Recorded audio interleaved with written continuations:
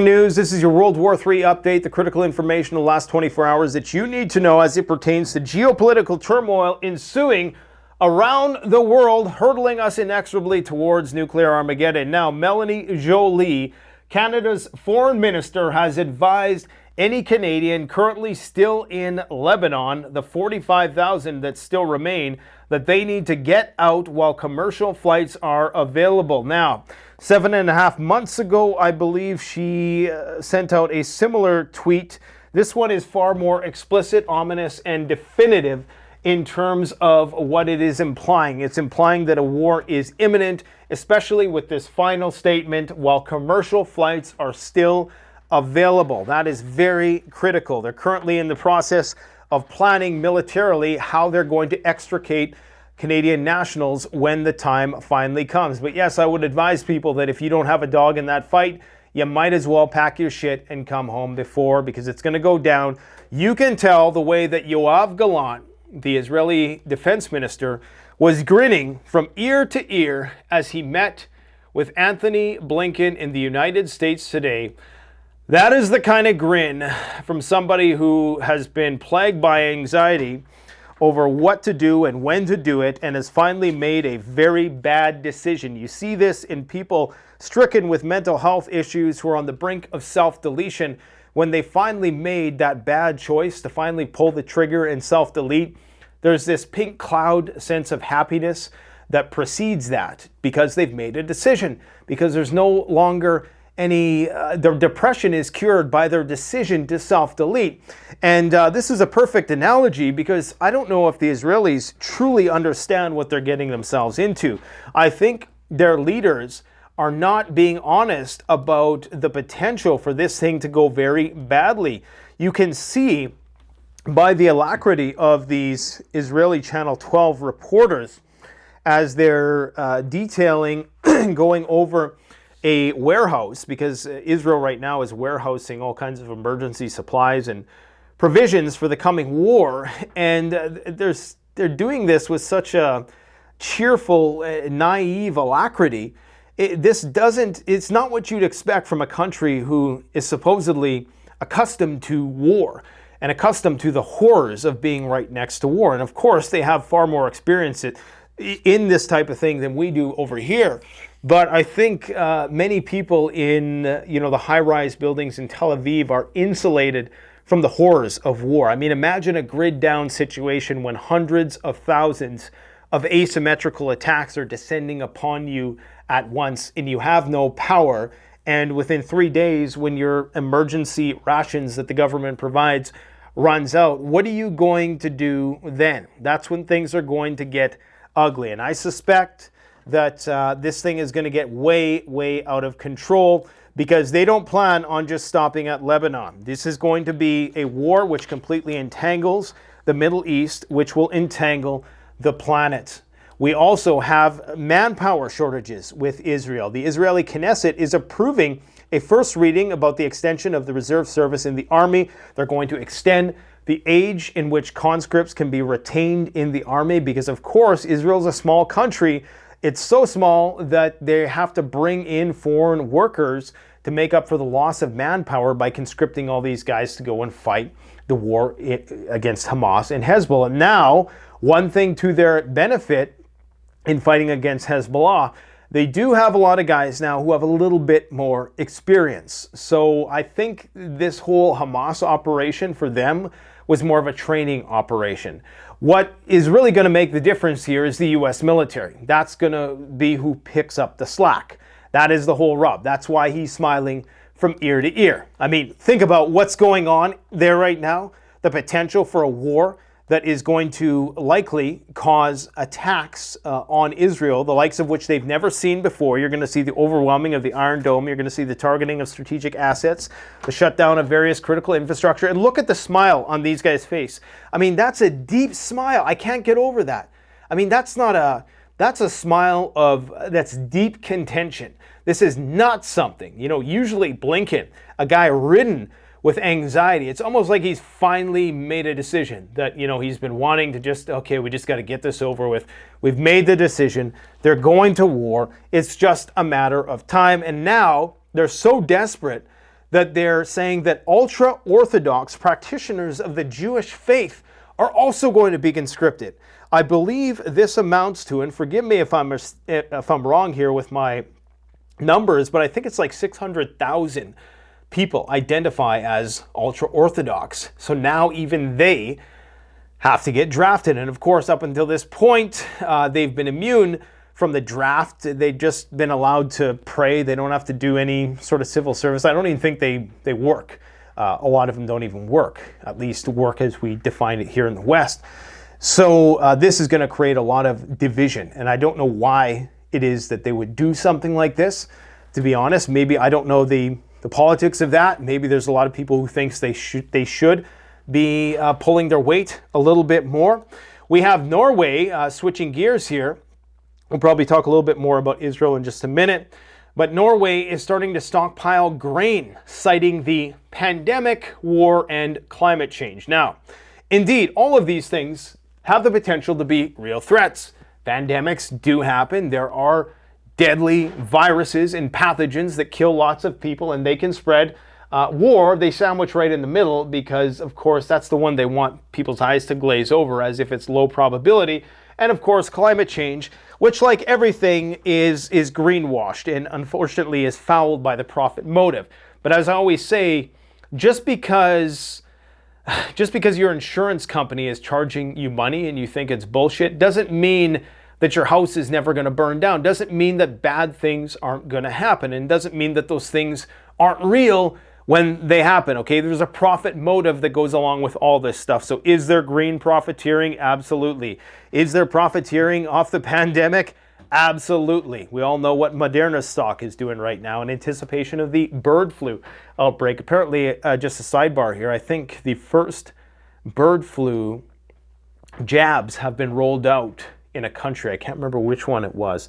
Anyways, the whole point with this article and the titling of it is that war is in the middle. In marketing and social psychology, they know that you're most likely to remember the first and last of anything. That's why a lot of commercials will be high front end and high rear end. And all the stuff in the middle is kind of like a story or fluff because they know you're going to remember. So that means if you have bad news to give somebody, you want to sandwich it in the middle of a long-winded sandwich it in the middle of good news. So you start off the letdown letter with good news. Hey, we really liked you at the company, but we're going to have to fire you. But, we think that you have good potential somewhere else. Something like that.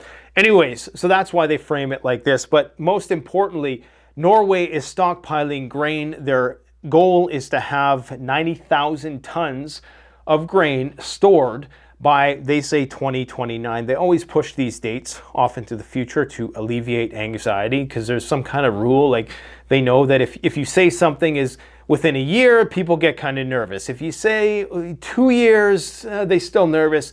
3, 4, okay, then that's, people still think we have forever, right?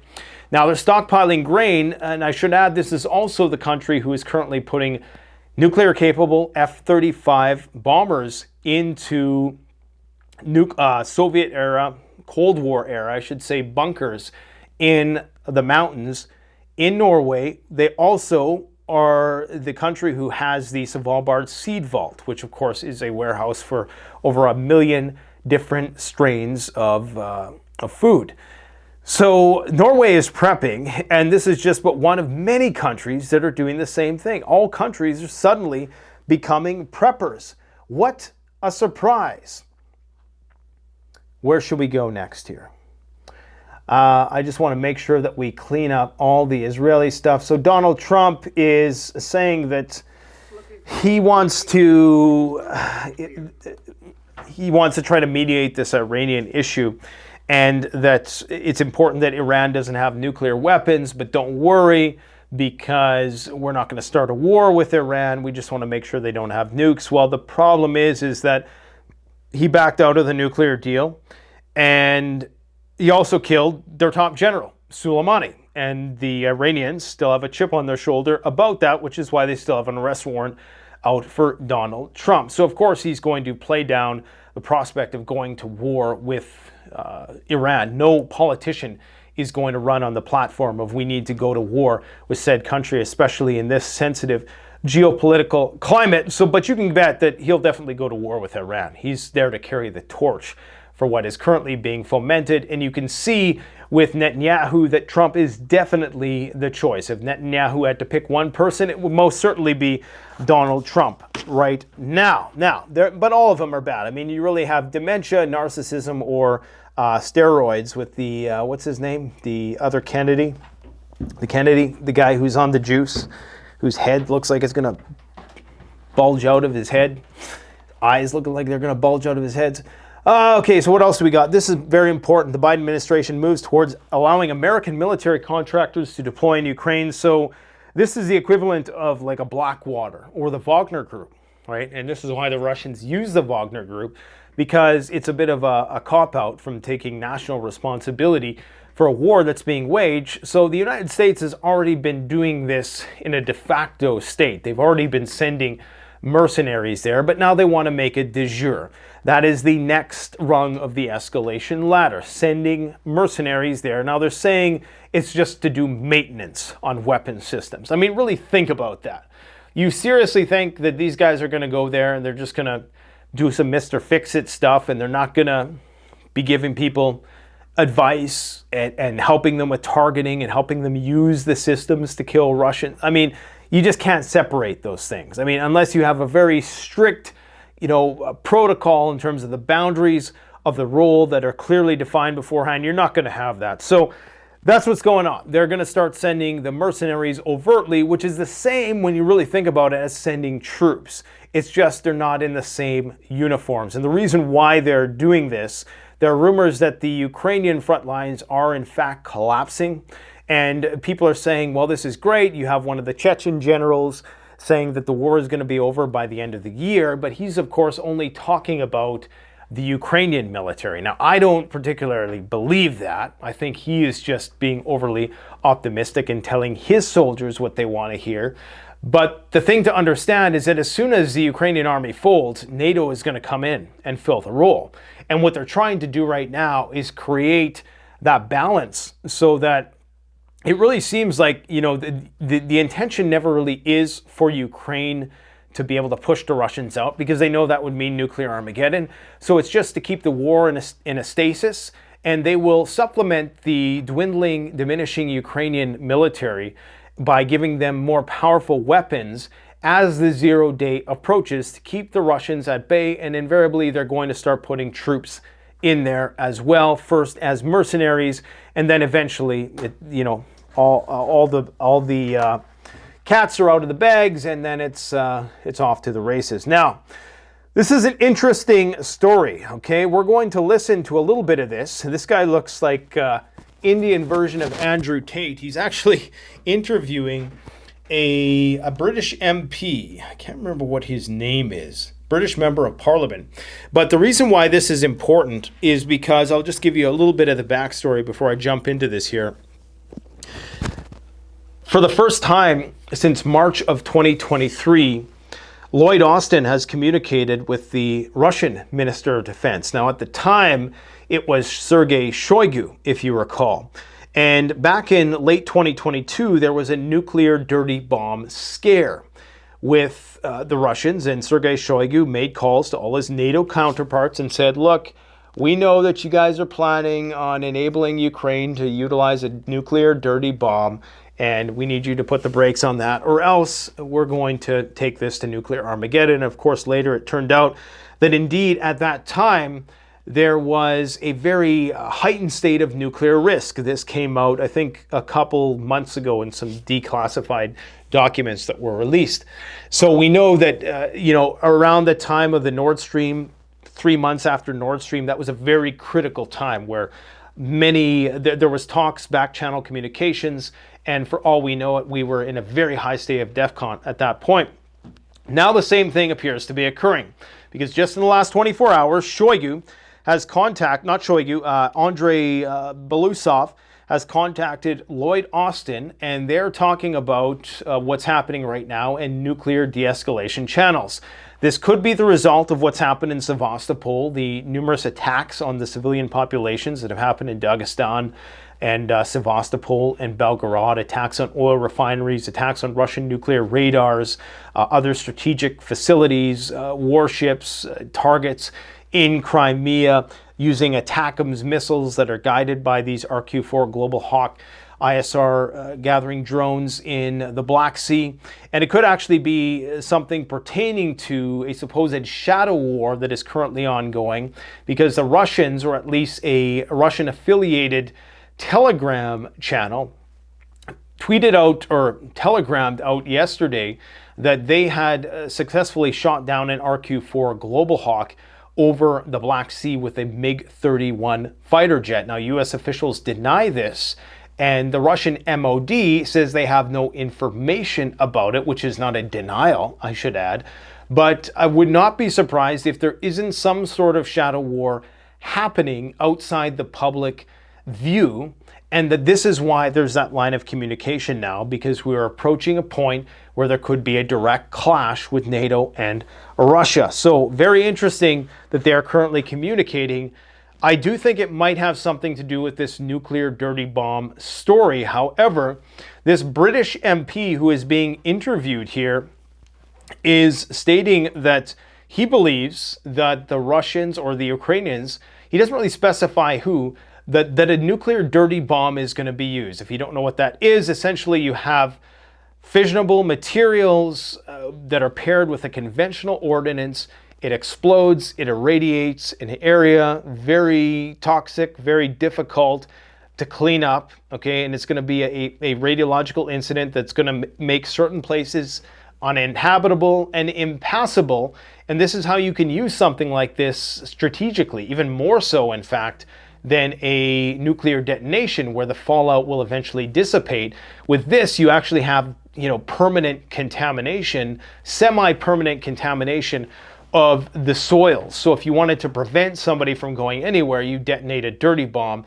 It would have a very similar effect as the dam that got blown, the Kakhovka Dam that blew and basically prevented Ukraine from doing an offensive in that direction, okay? So, but this is important because, well, I'll just let him say what he has to say here.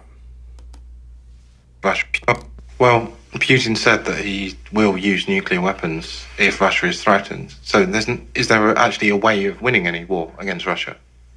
Well, if he goes nuclear, no one's winning, are they? Do you think he would? Yes, I think he would.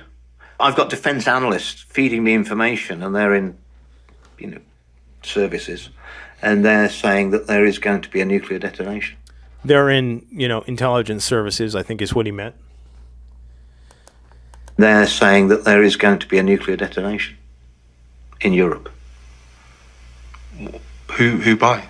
Well, it could be a dirty bomb. I mean, there's a lot of nuclear material floating around in Ukraine from their nuclear reactors.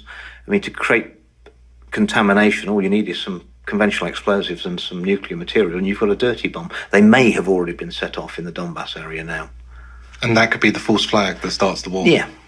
Okay, so he just sort of passingly said that they may have already been set off in the Donbass area, which is incredibly important. I mean, that's the point that the interviewer just sort of glazed over. Maybe he didn't hear him properly. But if that is true, that means that there are radiologically contaminated sites already within the Donbass, and this may be, for all we know, what is making certain regions impassable, but you think the Russians would call attention to something like this? There's many ways it can be done. Like 9/11. Like 9/11. And the other reason for having general elections is that, Rishi's maintained that he's got inflation down to 2.3% and his plan's working. Well, if it was really working, he'd be waiting till the autumn to demonstrate it's working more.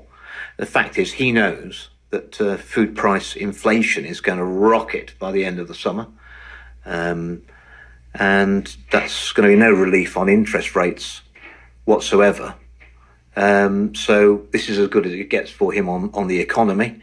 He's got to have an election by January next year, so there's no respite from the high interest rates.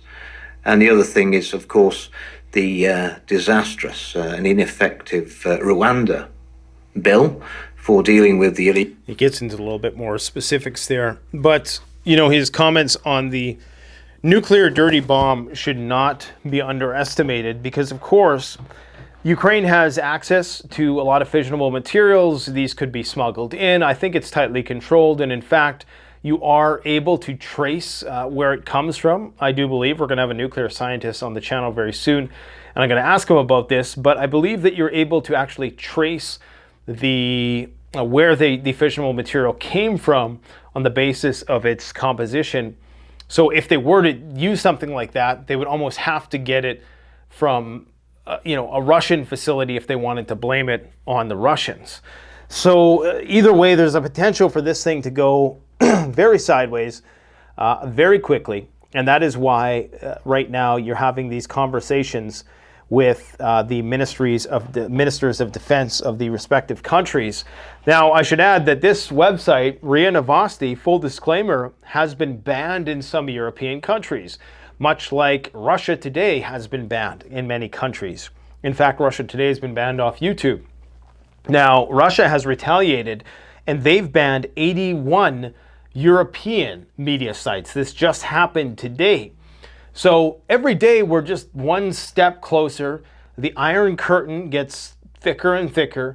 The divide between East and West only continues to grow by the day. And what always seems to be good news actually never is good news, because when the Pentagon chief for the first time is talking to the Russian defense minister to discuss open lines of communication, I think this is Reuters. Yeah, this is Reuters. That sounds great, right? But when you really think about what does that mean, you got to really read between the lines here. Why are they talking now while tensions are, sky high? Well, we may potentially have just had a shoot down of an American $130 million spy plane. I mean, that plane arguably should have been shot down a long time ago. From the Russian point of view, they were justified in doing so because, of course, it's been used to kill Russians and to take back territory that Russia believes is theirs, and now it's even being used to target inside Russia proper. The fact that they're trying to open lines of communication, what they're talking about is red lines of communication. They're talking about de-escalation channels if this thing goes to the DEFCON 2 and above level. Because, of course, you need those lines of communication. They need to be imminent. They need to be, basically 24/7 hotlines that you call, somebody picks up immediately. Because when it's a matter of minutes, possibly seconds with hypersonics in Europe, we're talking about things could go out of control very, very quickly. So what appears to be good news usually is a sign that things are much, much worse than we're being told, okay? Now, according to the report about the RQ-4B Global Hawk drone, this is actually a Defense Romania website. So this is a very pro-Western website. So I give you guys the pro-Western, I give you guys the pro-Eastern, okay? I'm just trying to figure this stuff out. That's all we try to do here. Now, essentially, they are saying, let me see if I can find my summary of this particular story. I don't know if I have a summary of this particular story. I thought I did. Oh yeah, here we go. Russian pro-war bloggers have claimed since Monday that a MiG-31 fighter jet shot down a Global Hawk reconnaissance drone over the Black Sea. The newspaper said the information was first disseminated by the Fighter Bomber Telegram channel, which has ties to Russian aerospace forces. Again, these guys are not going to say anything that could potentially bring us to the brink of nuclear Armageddon if there wasn't some credibility to it, or if they weren't green light to say that thing. Because of course, violations for disclosing things you're not supposed to, classified information, I'm sure is punishable, and I'm sure the punishment is very strict in Russia. Late Monday, the channel appeared to suggest that something had been shot down over the Black Sea. Newsweek has not yet been able to verify the claim and has reached out to the U.S. Department of Defense and the Russian Foreign Ministry for a response. A U.S. military official says no incident has been reported over the Black Sea. Now, the fog of war is thick. If it is the case that a RQ-4 Global Hawk was brought down, you have to ask yourself, would the Americans admit it? Would the Americans want a war right now when they're dealing with Israel? Or would they call up the Russian Minister of Defense and try to open a de-escalation hotline? Would they want to admit that? Because, of course, right when they admit that, they're going to have to also accept that there's a response. Now, the plane that was utilized in the Sevastopol attacks was flying with its transponder off. So if one of these planes had its transponder off and it was brought down, really nobody would ever know, except, of course, the people who were piloting it and the people who are in the know, who are, obviously have to keep that information classified, right? So it might come out in a future WikiLeaks, now that Assange is out, that it's just so happened that there in fact was a shoot down. We know that these types of close calls happen all the time and they're later declassified. They've happened several times in this conflict before. I remember there was one instance where a Russian fighter jet had locked on to and I think they might have even fired on a British surveillance aircraft, but it missed or something like that. So this only comes out later on. So you can only imagine that these de-escalation hotlines, it's in the best interest of both sides to manage public panic. When you really think about nuclear war, it is a war between the guys who are going to be hiding in the very deep and sophisticated bunkers who are going to survive it afterwards. The public doesn't need to know on either side. The Russians have no vested interest in letting the American public know that nuclear war is imminent as much as they do their own population, you see? Because, of course, then their population is going to figure it out, then their population is going to panic. So both leadership classes, the executive branches on both sides, have a vested interest in keeping the real shadow war quiet. And that is the scary part about all of this, is that we're never really going to know. According to the Kremlin spokesman, Dmitry Peskov, he told reporters that, to be honest, I don't have that kind of information that I can speak on that matter. So the fact that he didn't really deny it outright, right, it kind of left it open-ended, means that there could potentially be some credibility to this. There definitely could be some credibility. Now, of course, when the first one happened, there was some media reporting on it. Not a lot, not as much as you would think, considering it was the first real casualty of the conflict by NATO forces, even though it was just an autonomous drone. But you'd think that they would only publicize it if it was some way instrumental, like if they wanted to ramp up the war effort, then they would do so. I think that the fact that they're not reporting it means that it's very serious, okay? The Russians have said that they will have their retribution for the attacks that have recently been conducted against them, but we're just getting to this point where literally any hour now, crazy shit could just start happening and not stop happening. In fact, I mean, it's been happening up until this point.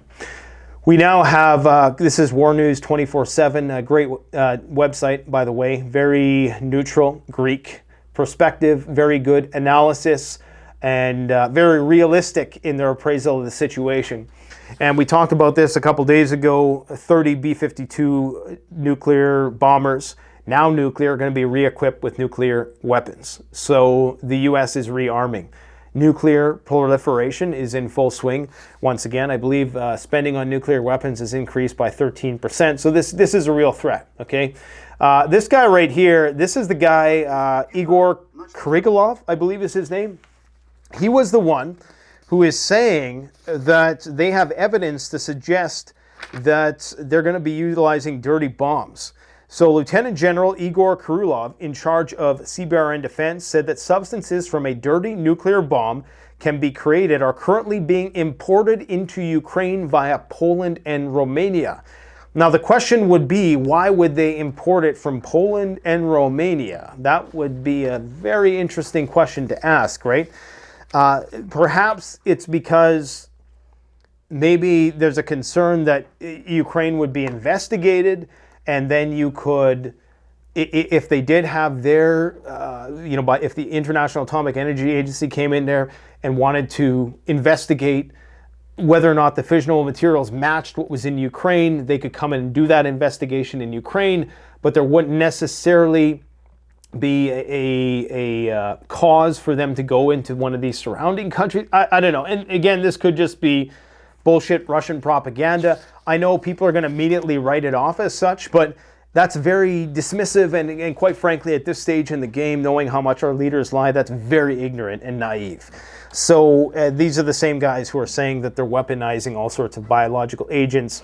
Currently, biolabs being built now in Africa as well. Of course, we have monkeypox outbreaks that the WHO is sounding the alarm on, bird flu, this, that, and whatever. So he is saying that nuclear dirty bombs are being imported. The import of these materials is personally supervised by the head of the office of the President of Ukraine, Adny Yermak. So pretty bold accusations on the part of Lieutenant General Igor Kirillov, who's in charge of Russia's essentially CBRN, chemical, biological, radiological, and nuclear program. Crazy, crazy, crazy, crazy. Crazy times. Doomsday conversion planes, ex-Korean Boeing 747-8s are going to be converted into Doomsday planes. So they're building more Doomsday planes. There it is. It's going to be the new Doomsday planes for the purpose of command and control after shit hits the fan. This is a tweet by an individual as suspected, Hans Christensen. Deployment of E-6B TACAMO nuclear command and control and communication aircraft to Norway. Norway, once again, the guys who are stockpiling grain, putting F-35s in bunkers and have the Svalbard seed vault, indicated forward operations with nuclear missile submarines. What I did not expect was one of them to be surfacing off of Norway in a blunt signal to Russia. So, here you have it, the forward deployment of nuclear submarines at the same time when the Russians are off the coast of the United States. This is the Chechen general who is claiming that the war is going to be over by the end of the year. But reality check, if that is true, those troops are just going to be replaced by NATO. How much time do we got left here? Not much. Okay, so this puts it in perspective how dependent we are on Taiwan. Considering that all of the big tech giants, Apple, Google, what are the other ones? I mean, pretty much anybody in tech, okay, Facebook or whatever it's called, Meta, all of them rely on chips. 60% of all the chips are made at the TSMC, the Taiwan Chip Manufacturing Company, and 60% of those, that's what fuels basically the big tech. So if Taiwan goes, pretty much the entire totalitarian control apparatus that they've created goes with it. So of course they have to be very careful, but this is why they want to protect it. But of course, in their attempts to want to protect it, they run the risk of starting a war. I just thought that was an interesting fact that literally the majority of the business model, because of course they all require these servers, and they require computing power and chips, big tech. Without Taiwan, they can't do that. And so that's why so much we live in such an interconnected, globalized world. There's a ripple effect with everything. This is credit card interest rates above 20%. Look at that, 21.47%. I don't know what it was in the 80s. I'm sure it was probably even worse than that, but that is pretty crazy, man. I feel really sorry for people who are taking on loads of credit card debt at this point in time. According to the State Department, Lebanon is still a level 3 risk, not quite a level 4 yet.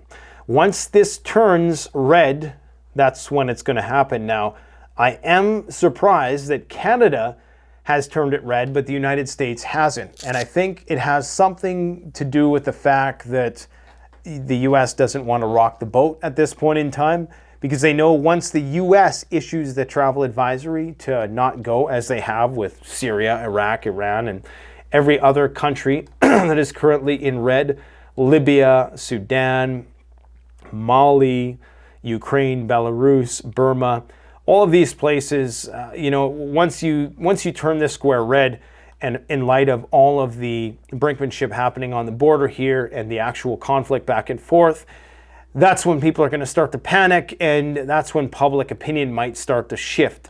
So if it's true that a war is about to start, then the United States is going to have to answer as to why they did not warn people ahead of time, right? Because Canada has, numerous other countries have as well. So it's not looking good. All right, guys, I think I'm going to conclude the video there. I got a bunch of work I got to get to on the farm as per usual as of late. It's a busy life, but we got to enjoy these days while we have them, these days of relative peace and calm. Canada inflation is up 2.9% in May. It was projected to be 2.6, so that's a very, you know, serious increase that was unexpected, and they cut rates recently, so this probably is going to be a sign for the US economy and any other economies who are paying attention. If they cut rates too soon, this is the exact same thing that's going to happen. Now, it could likely have something to do with oil prices, because of course they always underestimate or underreport the importance of oil prices when trying to factor inflation. But all the more reason to keep on prepping and keep on getting better in life. The better you are before SHTF, the better off you're going to be afterwards. Thanks for watching, folks. Take care. Canadian Prepper out.